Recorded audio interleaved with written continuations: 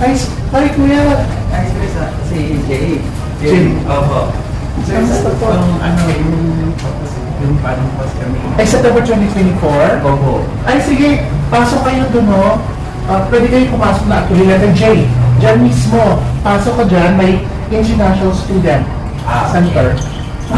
Registration po. Oh, ayos yun. May mga ibang batch ka na ando na. Last week pa, result nila. Within this day po. O kaya, sige, pasok ka lang doon. Contact Thank you, sir. international student. Hello, ma'am. Thank you, sir. Oo, sige.